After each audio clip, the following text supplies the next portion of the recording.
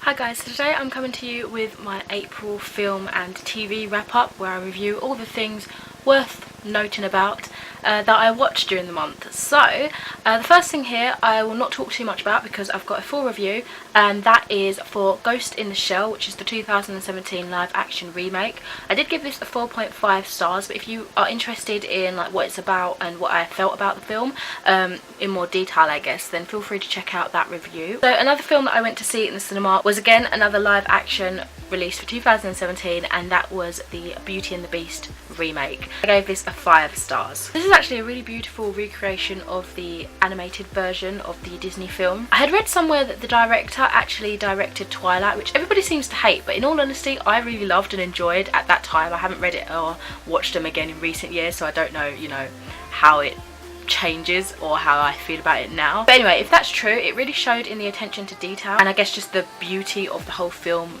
in general. The selection of cast, which were mainly all star for at least the main roles that I could recognise, was quite diverse actually, as were the relationships embedded within. There's actually a hint of like a gay romance love, which I thought was quite awesome. I'm glad that they put it through there, and I'm glad there was actually like black characters as well, because when you think about it, like at that time everyone was not of equal standing, but when they recreated it for the film, the live action film, I'm glad that they included all different kinds of people and different kind of sexualities and stuff like that. So yeah, I'm really happy that they decided to take that direction instead of like keeping it traditional with the exact cartoon and the exact like character casting, I guess, if you know what I mean. Emma Watson was a beautiful Belle. I really loved how well she delivered her love for books, plus her voice was such a dream. It was really like clear and crisp, and I guess it just really sounded quite pretty. Every time she had a book in her hand or someone made a comment about how she's always got her head in the clouds or whatever, my mum kept leaning over to me and going, "Jen, this is you. I didn't know you were Belle. You are Belle." So yeah, now I'm pretty much called Belle. I've got to say, Emma Watson is kind of sexy actually. She had like this smouldering look about her throughout the film that I just couldn't shake off, and yeah, that was kind of distracting. I don't know, couldn't unsee it. She had like those eyes and then like the smirk that she kind of had, but it was like really endearing, and yeah. Oh, there was one scene where Belle was holding like a stick, and I was just thinking, well, they had to get Hermione's wand in there somehow. And I know I'm really picking at the points, but there was an owl as well, and I'm just thinking the poor girl can't escape from her Hermione days. I'm sure everyone's picking apart things that can relate to some way to Hermione. I don't know, maybe it was just me. Gaston was a complete creep. The actor that played him was so over the top and it was bloody amazing. I can't remember his actual name, but he was in The Girl on the Train, and it was really quite a contrast to see him in something so bleak and dark and like, I guess, thrilling into like a fun family film, you know, and him being kind of creepy. It was really strange to see that contrast, but it really shows how good of an actor he is. Him and his buddy had a lot of funny scenes. What's his name? LeFou, I think his name was. He was hilarious. In terms of the camera work, there were quite a few twirls and spins, which strangely didn't make me feel as sick as I thought it would. Any kind of shakiness in the camera, like for example when I went to see Snow White and the Huntsman years ago, and to be fair I was in the studio screening, so it was really up close and the screen was massive and it made me feel sick, but any slight shaking that I could see just made me feel really travel sick, but this just didn't make me feel ill at all, which I was really pleased about. So I guess it left me to be able to feel appreciation for the beauty of how the angling and everything was, I guess, framed. There was one part though where whilst the camera was like spinning, the perimeter was kind of blurred at the same time, and I thought my eyes were going weird. I will admit that was a little bit uncomfortable, but for the most part I really did just enjoy the experience. Music score was fantastic. I'm pretty sure they kept the majority of the original soundtrack, which was amazing. It just brings that home a little bit more, and you could really hear how the songs kept like melting into each other with the returning theme, which was really quite beautiful, and it tied everything together quite nicely. I really don't know why, but for some reason I wasn't actually expecting the musical. I don't know what went through my head, but obviously there's going to be singing, obviously there's going to be a little bit of musical numbers. I just don't know why I wasn't expecting that. I mean, to be honest, I haven't seen the original for so many years, so perhaps I don't know, it threw me off guard a little bit. But in saying that still, I don't know why I didn't expect it, because I mean, come on, it's Disney, like you've got to be prepared for a little musical outburst every now and then. And by that I mean every second. I feel like the CG for the Beast could have been a little bit more, I guess, realistic, because it did feel a little bit out of, I don't know, out of character for the rest of the film maybe, and I think it could have been a little bit smoother in transition as well, but I mean that's just a minor thing for me because generally the whole production was quite beautiful. The balance between an ensemble of people in a scene and then just a small amount of people in a scene was done really quite well, and neither of those scenes felt overdone or lacking in any way. I think they had a really good balance there. The end credits were really beautiful, but oh my gosh were they cringy. They were cringy to the point where it was almost 2015 remake of live action Cinderella. That was super cringy. I still enjoyed it. That almost, you know, it mirrored that in that aspect, but I'm glad that the rest of the film wasn't as cringe fest as that. But in saying that, I still did like the what do you call it, end credits. So now for a little bit of TV, I'm going to be talking about Spire in the Wild, which I gave 5 stars. I just decided to sit down one day and finish up watching the rest of BBC's short series, consisting of 5 1-hour-long episodes. It's basically a documentary where cameras are disguised as like animals to spy on them in the wild, like in their natural habitat, and boy were those spies realistic and really well designed. It's just amazing how we were able to receive the type of footage that the spies managed to film, and how for the majority like all the spies were so welcome in the territory of the actual real animals. It was just so cool to see how they kind of I don't know, communicated or tried to communicate with the spies. It was really interesting. It just really displayed how animals are with each other and the amazing things that they can do that you wouldn't have really thought about. It's really cool seeing the many different symbiotic mutualistic relationships between animals, which is basically like a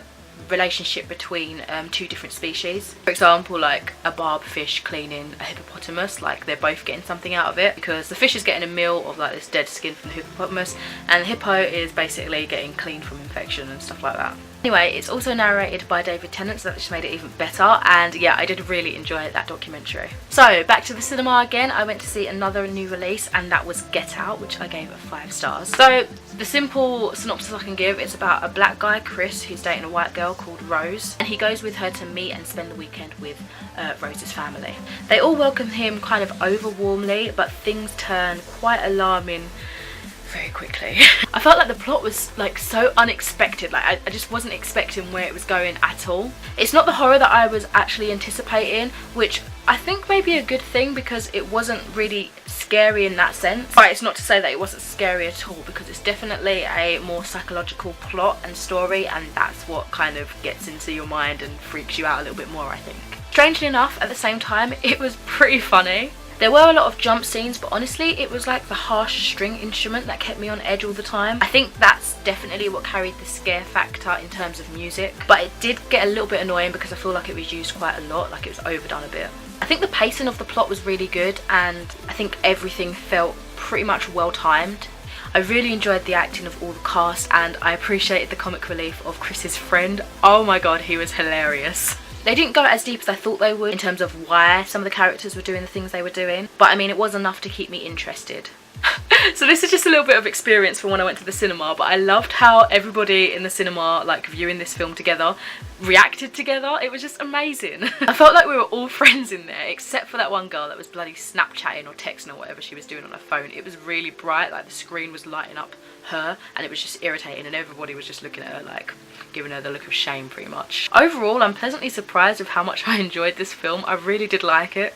Honestly, I'm a baby when it comes to even the mildest of scary things, but even I could sit through this and really enjoy it. If you haven't already, I totally recommend going to see it, but also if you have some time, check out the hashtag Get Out challenge. It's hilarious, alright, and I think you might appreciate it a bit more if you've seen the film. Oh my god, I'm just thinking about it now, it's so funny. Okay, so I do have 2 kind of like honourable mentions. The first one I'm talking about now, the next one is going to be like last, I think. But yeah, this honourable mention goes to Doctor Who. And so I watched, I think the first 2 episodes are out at the moment as I'm filming this, and I'm really enjoying the new companion called Bill. I believe she's the first openly gay companion, and I just love how down to earth and funny she is. She's actually really relatable. In the trailers, she actually kind of came across as really annoying to me, but no, I completely take that back. She is awesome. I do love her character. I really will miss Peter Capaldi's performance as a Doctor when he decides to go. I think this is his last season. It's because I think he does a really good job for the Doctor, and I feel like he brings back the old kind of grandfather image from way back when, like of the original Doctors. And I did like the little kind of connection of Bill reminding him of like the first female young companion that he had. I read about a lot of the past Doctor Who characters in the book I'm reading called Doctor Who The Vault, and I just like the fact that I can be a little bit nerdy and pick out subtle facts that maybe not everybody would know because I've read the book and know a little bit about the history of the show. The character played by Matt Lucas, I think that's his name, the guy from Little Britain, really annoys me. Honestly, I don't feel like he serves a proper purpose in the show, and his comic relief doesn't even relieve me, to be honest. It irritates me. I think a lot of people are going to disagree with me because, I don't know, everywhere I go people seem to think he's like really funny in that, and I don't know, I just don't like him in Doctor Who. The first episode was pretty strong considering Doctor Who has been going downhill fast for the past few seasons. But I think I have some restored hope for this new series, so hopefully it carries on going good, because it'd be a shame if it just really was shit. I mean, I'd probably still watch it because Doctor Who, but I don't want to be depressed after each episode.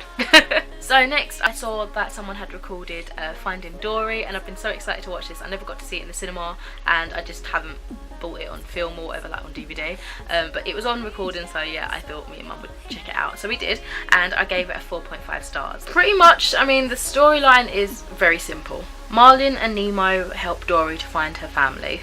That's it really. Animation, particularly like the sea with the seals, was so realistic and really stunning, like so much so that my mum like went over to me and she was like, "Jen, is this real life?" Bless her. I was like, "No mum, it's not, it's CG." She was like, "What?" So yeah, even she thought it looked really realistic. I really love the flashbacks and the little kind of scientific jokes, like for example when Dory kept saying locomotion instead of open ocean. I don't know why, that just made me chuckle. Maybe it's because I'm doing a science degree and I don't know, I have that mindset now or something, but yeah, I thought it was quite funny. And I think it's actually a good tool, like using that humour to help young children learn scientific new words, which is interesting, and hopefully get that strive to learn what that word means and stuff like that, which is hopefully pretty cool.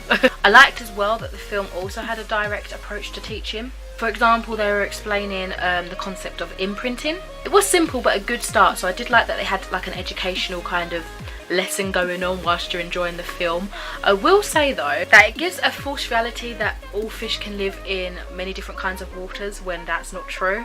Like different types of fish require specific alterations in like nitrate levels and stuff like that, and ammonia and pH and all that, so yeah, I don't know, that was a little bit silly. Maybe I'm just picking up on it because I'm being nerdy again, I don't know. Anyway, it was so funny and surprisingly emotional. Like I thought this was going to just be a bit silly because it's Dory and she's quite a silly character, but it did hit me in the feels quite a bit. I really like the end credits with the song playing called Unforgettable, and the octopus hiding about everywhere. That was so much fun. Overall, at first I wasn't actually sure if I was going to like it as much as the original Finding Nemo, but it was really good. It's not a prequel though, is it? It's like a direct sequel, right? Because I wasn't sure at first if it's going to be a direct sequel or what, but from what's going on and that Nemo's there and intact and everything, I'm pretty sure it's a sequel. I'm probably just being a little bit silly, but yeah. Okay, now I'm going to be talking about Pretty Little Liars, which I gave a 4.5 stars. All through April I pretty much binge watched from halfway through season 4 all the way up to season 7, and for once I am now actually up to date and I'm waiting for like the next episodes to come out, so I'm watching them as they're released, which is so strange because that has never happened before. I guess I've just been really addicted to it again, which is kind of weird to say. I used to only ever get up to series 4, forget about it, and then think, oh, I want to watch Pretty Little Liars again, and then I wouldn't remember anything, so I'd have to watch it like from the beginning again, and then the cycle would continue, just get up to season 4 and then stop. But that didn't happen this time, and yay.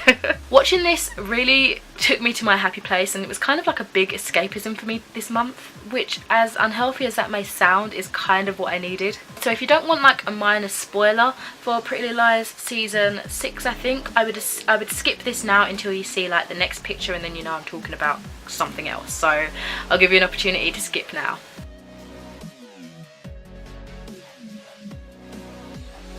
So if you're still here, I'm assuming you don't care about spoilers or you've already seen it, so let's go on to those spoilers.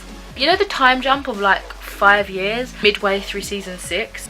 I didn't really like it at first, and I thought it was really strange, and I still do think it's strange that it happened mid-season. Like, I thought I had finished season 6, so when I went back to watch it again I was like, oh, this is still season 6, and I don't know why they're so old all of a sudden. Or not old, but you know what I mean. I do like it now, and I can actually see like a change in maturity in the way that the actors like act now. It's so much, I'd say, better, I guess. They're taking the story to like Saw levels, and it's getting pretty gruesome, which I kind of like. I guess they can do that now that the characters are supposed to be older. I mean, they're definitely pushing what they can do with the amount of drinking and sex scenes that have happened in just this short amount of time. I guess they can use the excuse of like they're not promoting underage anything, pretty much. But yeah, I'm really liking how they're pushing the limits now and kind of giving us something a little bit more new and less stagnant. Okay, and lastly I'm going to be talking about the Vampire Diaries. So now that I'm all caught up on Pretty Little Liars, I needed another show to just pretty much binge watch. So I decided to return to Vampire Diaries, continuing on with season 2, because I know I've definitely watched season 1 quite a lot of times because I've got a box set,